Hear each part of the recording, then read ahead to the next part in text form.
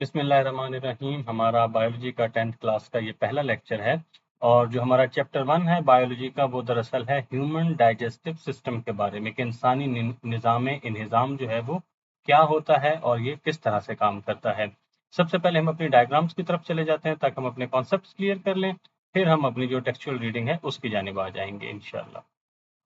जी, तो ये हमारे पास डायग्राम है कि जो निज़ाम-ए-इंहिज़ाम है दरअसल ये हमारे जिस्म को एनर्जी फ़राहम करने का एक निज़ाम है।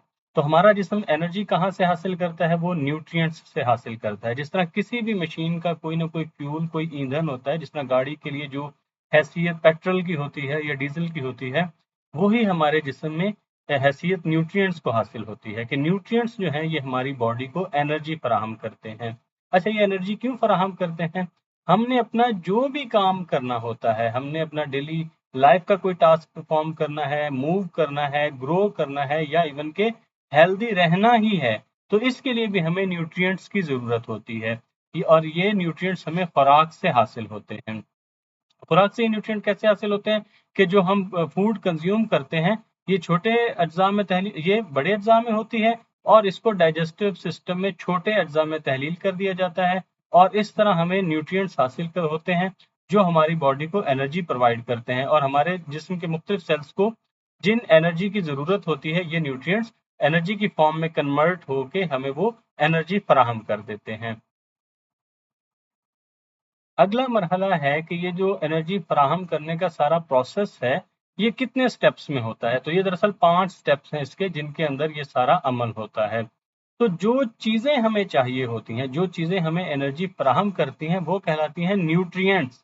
और ये जो सारा प्रोसेस है एनर्जी फराहम करने का, इस प्रोसेस को हम कहते हैं न्यूट्रिशन।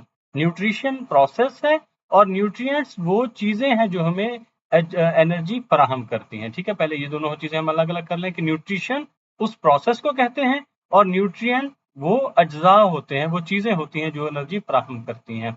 तो सबसे पहला जो मरहला होता है वो होता है जी इंजेक्शन का। इंजेक्शन क्या है? जब हम कोई भी खाने या पीने की चीज़ अपने मुंह के रास्ते अंदर लेकर जाते हैं, तो इसको हम कहते हैं इंजेक्शन। किसी भी खाने या पीने की चीज़ को अपने दहन के रास्ते या मुंह के रास्ते अंदर लेके जाने का जो अमल है ये कहलाता है इंजेक्शन। इससे अगला जो स्टेप होता है वो कहलाता है अमल डाइजेशन का और ये अमल वाक़ई होता है स्टमक के अंदर, हमारे मैदे के अंदर। इसमें क्या होता है, जो बड़े-बड़े पार्टिकल्स होते हैं, इनको तोड़ के छोटे-छोटे पार्टिकल्स में चेंज किया जाता है। जो हम खुराक अंदर लेके जाते हैं, ये बड़े पार्टिकल्स की फॉर्म में होती है।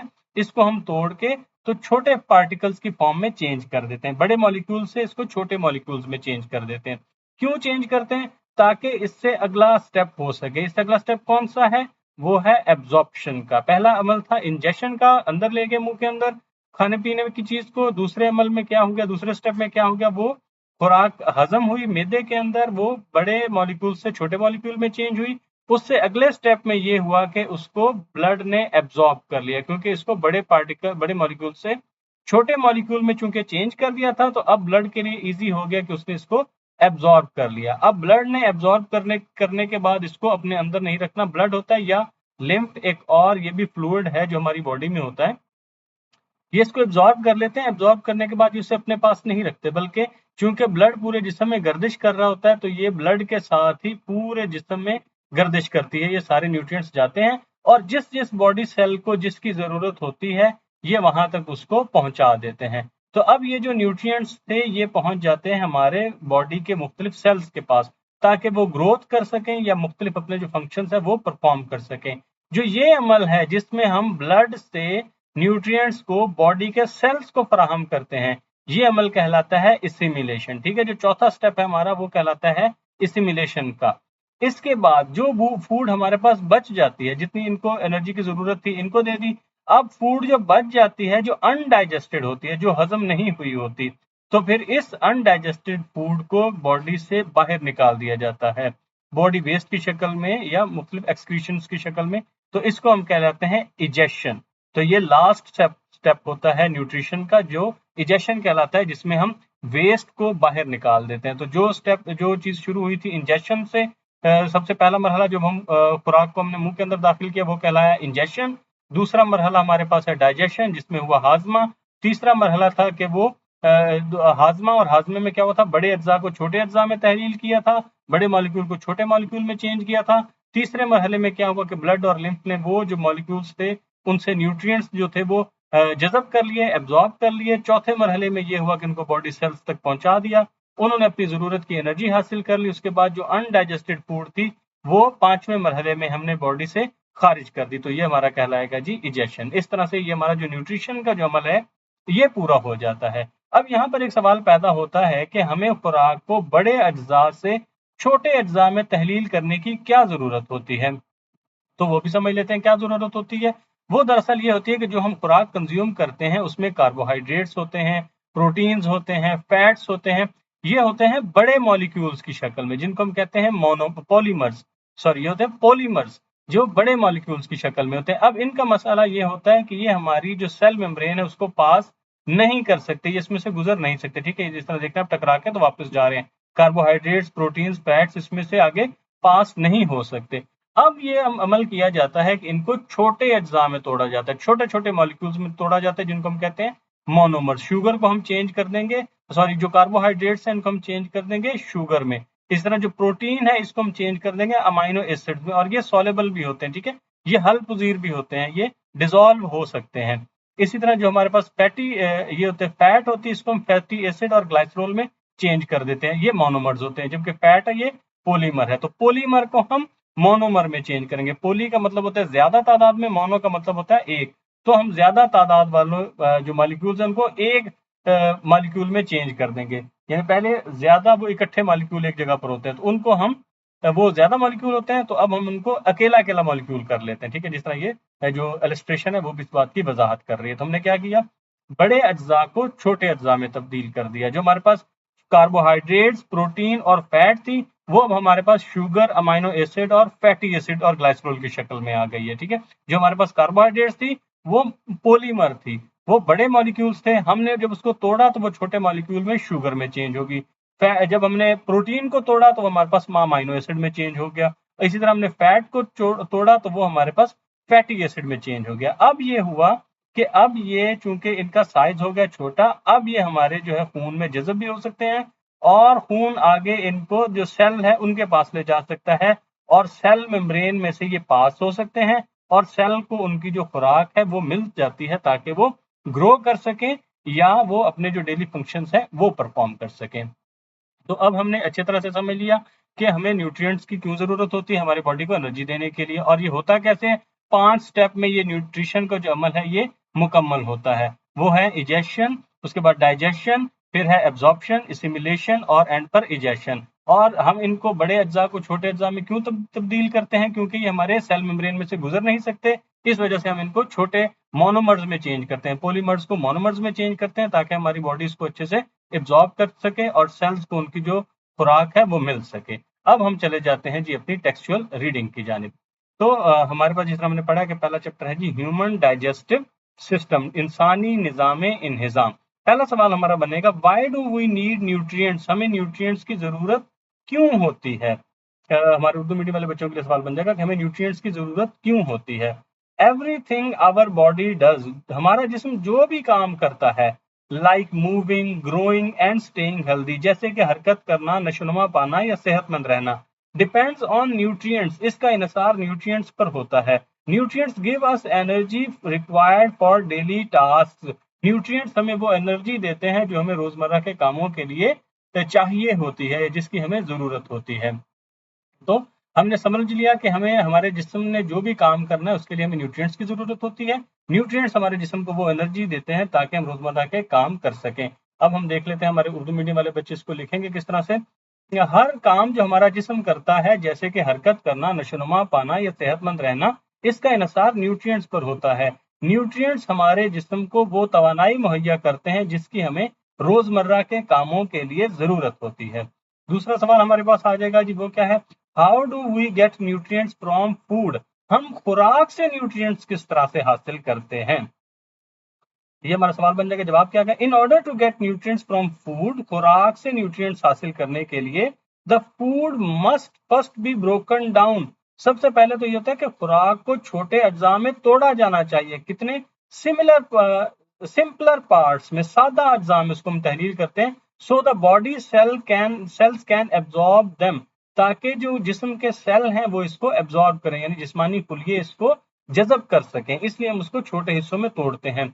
This process happens inside our digestive system, और ये जो अमल है ये हमारे डाइजेस्टिव सिस्टम के अंदर वकूफ पजीर होता है। कौन सा? इसको छोटे अज्जा में तहलील करने वाला। जो खुराक के बड़े अज्जा होते हैं, इसको जो छोटे अज्जा में तहलील करना है, ये अमल हमारे डाइजेस्टिव सिस्टम के अंदर होता है। सवाल होगा कि खुराक से न्यूट्रिएंट्स कैसे हासिल होते हैं? खुराक से न्यूट्रिएंट्स हासिल करने के लिए सबसे पहले खुराक को छोटे और सादा अज्जा में तहलील किया जाता है, ताकि जिस्म के खुलिये इसको जज़ब कर सकें। ये अमल हमारे निज़ाम इन्हज़ाम के अंदर वकूफ पजीर होता है। ठीक है, इस तरह से ये हमारे उर्दू मीडियम वाले बच्चे लिख देंगे। आगे जी, व्हाट इज न्यूट्रिशन? जिस तरह मैंने आपको बताया, न्यूट्रिशन प्रोसेस है, वो प्रोसेस जिसमें न्यूट्रिएंट्स यानी वो जो चीजें हैं वो हम इस्तेमाल करते हैं। तो न्यूट्रिएंट्स हैं जो चीजें हम इस्तेमाल करते हैं। न्यूट्रिशन दरअसल उस प्रोसेस को कहते हैं जिसमें न्यूट्रिएंट्स इस्तेमाल होते हैं। Nutrition is how organism gate and use nutrients.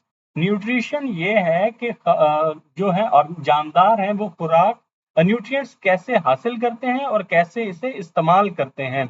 It helps them to grow, stay healthy and repair their bodies.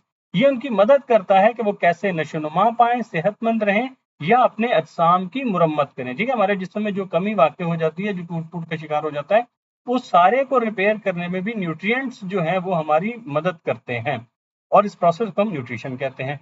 Animals including humans can not make their own food.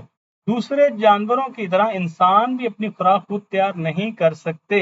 They get it from other organisms, ये इसको दूसरे जानदारों से हासिल करते हैं। This is called हीटरोट्रॉपिक nutrition, और इसे हम हीटरोट्रॉपिक न्यूट्रिशन कहते हैं। इंसान अपनी खुराक खुद तैयार नहीं कर सकते, दूसरे जानवर भी नहीं कर सकते, और जो अपनी खुराक खुद तैयार नहीं कर सकते बल्कि दूसरे जानदारों से अपनी खुराक लेते हैं, तो इस अमल को हम हीटरोट्रॉपिक न्यूट्रिशन कहते हैं। समझा दिया। उर्दू मीडियम वाले बच्चों के लिए इबारत बता देते हैं जी।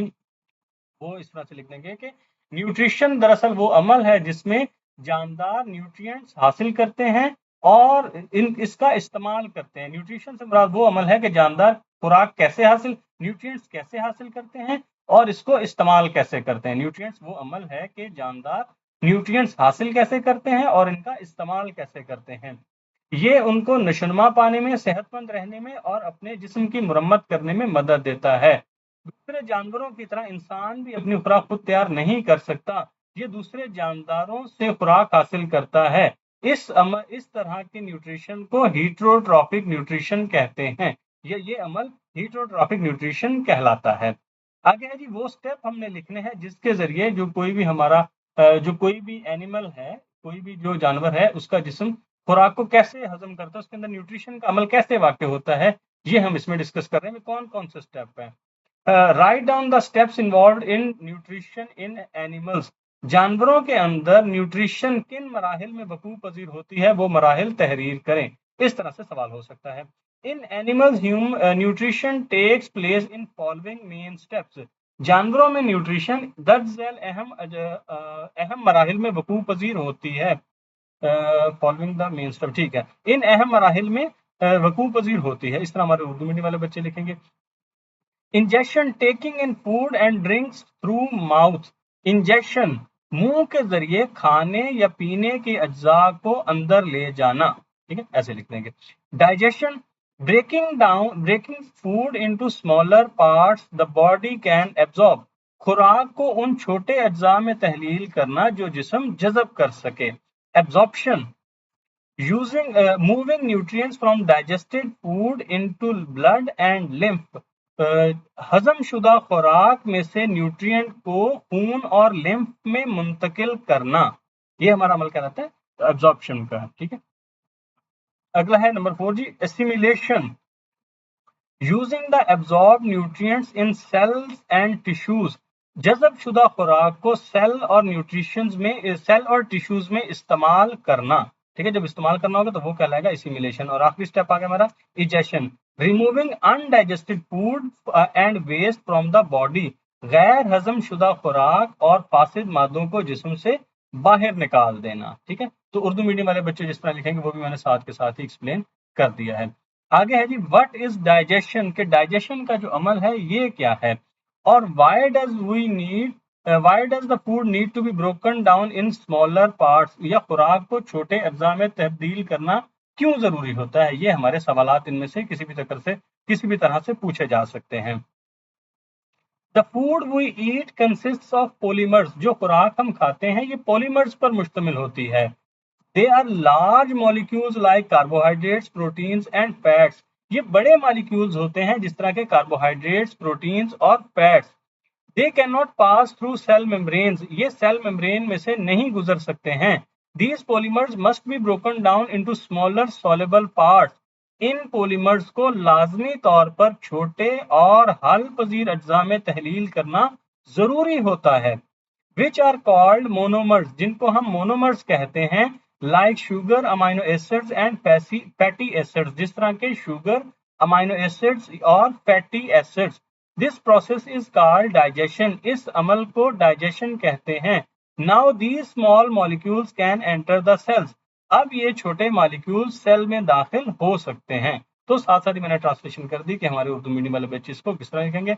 आगे हमारे पास दो की टर्म्स आ गई हैं, इनको शॉर्ट क्वेश्चन में भी पूछा जा सकता है कि इन दोनों के दरमियान फर्क बता दें, या इनकी अलग अलग से भी डेफिनेशन पूछी जा सकती है कि ऑटोट्रॉफिक न्यूट्रिशन क्या होती है या हीटरोट्रॉफिक न्यूट्रिशन क्या होती है। तो जी autotrophic nutrition is a mode of nutrition, ये न्यूट्रिशन का एक तरीका है in which organism produce their own food, जिसमें जानदार अपनी खुराक खुद तैयार करते हैं, from inorganic substances using light and chemical energy, inorganic substances से रोशनी और केमिकल एनर्जी का इस्तेमाल करते हुए, यानी जिसमें जो हमारे हैं ऑर्गेनिजम्स हैं वो अपनी खुराक खुद तैयार करते हैं, इसके लिए वो सूरज और ये तैयार करते हैं इन ऑर्गेनिक सब्सटेंसेस से और इस्तेमाल करते हैं इसके लिए रोशनी को और केमिकल एनर्जी को, यानी केमिकल एनर्जी को इस्तेमाल करते हैं, रोशनी को इस्तेमाल करते हैं और इन ऑर्गेनिक सब्सटेंसेस से अपनी खुराक हासिल कर लेते हैं। इबारत इसकी किस तरह से बन जाएगी, ऑटोट्रॉफिक न्यूट्रिशन का वो अमल है जिसमें